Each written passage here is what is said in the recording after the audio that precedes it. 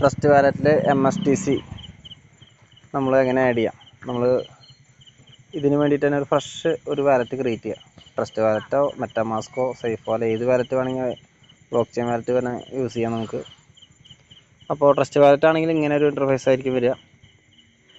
അവിടെ നമ്മൾ എന്ത് ചെയ്യാം, ഡിസ്കവർ ക്ലിക്ക് ചെയ്യുക, സെർച്ചിൽ MST സ്കാൻ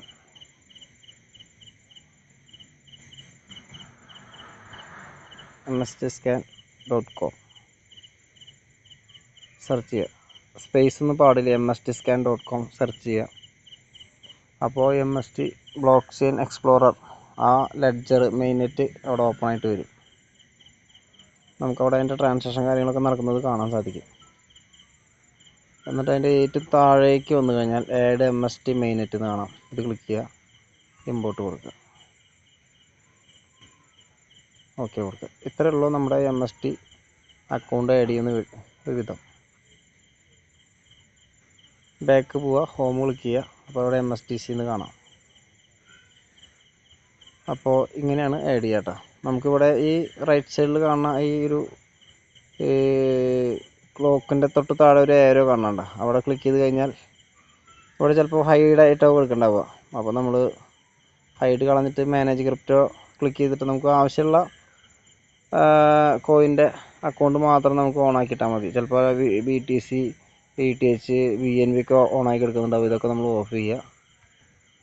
ഫ്രഷ് വാലറ്റ് ആണെങ്കിൽ ഇങ്ങനെ വരിക. അപ്പോൾ നമുക്ക് MSTC മാത്രമേ നമുക്കിവിടെ ആഡ് ചെയ്യേണ്ട ആവശ്യമുള്ളൂ. ഇതുപോലെ നമ്മൾ ആഡ് ചെയ്യുക.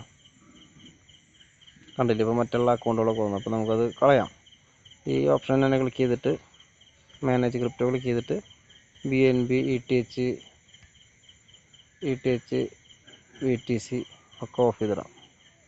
MSTC മാത്രമായി. ഇങ്ങനെയാണ് നമ്മൾ വാലറ്റിൽ ആഡ് ചെയ്യുക. എന്നിട്ട് അതിന് ശേഷം MSTC ക്ലിക്ക് ചെയ്യുക, അതിൻ്റെ റിസീവ് ക്ലിക്ക് ചെയ്യുക, ഈ അഡ്രസ്സ് കോപ്പി ചെയ്യുക. ഇതാണ് നമ്മൾ MST block chain account register ചെയ്ത് KYC ചെയ്ത് കഴിഞ്ഞാൽ അതിൻ്റെ സെറ്റിങ്സിൽ പോയിട്ട് അവിടെ വിഡ്രോ ക്ലിക്ക് ചെയ്ത് കഴിഞ്ഞാൽ നമുക്ക് ആഡ് അഡ്രസ്സ് എന്ന് കാണാം. അവിടെ നമ്മൾ ഈ അഡ്രസ്സാണ്, കോപ്പി ചെയ്ത അഡ്രസ്സാണ് അവിടെ കൊണ്ടുപോയിട്ട് ആഡ് ചെയ്യേണ്ടത്. അപ്പോൾ അത് കറക്റ്റായിട്ട് ചെയ്യാം. കാരണം ഇപ്പോൾ നമുക്ക് കറക്റ്റായിട്ട് ചെയ്യണം. പിന്നീട് ഇപ്പോൾ നമുക്ക് എഡിറ്റ് ചെയ്യാനൊന്നും പറ്റില്ല. അപ്പോൾ ഇതിൻ്റെ ഒരു ഇനീഷ്യൽ സ്റ്റേജ് ആണല്ലോ.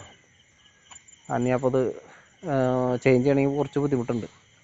അപ്പോൾ അതുകൊണ്ട് ഇപ്പോൾ ചെയ്യുന്നത് കറക്റ്റായിട്ട് വൃത്തിയായിട്ട് ചെയ്യാം.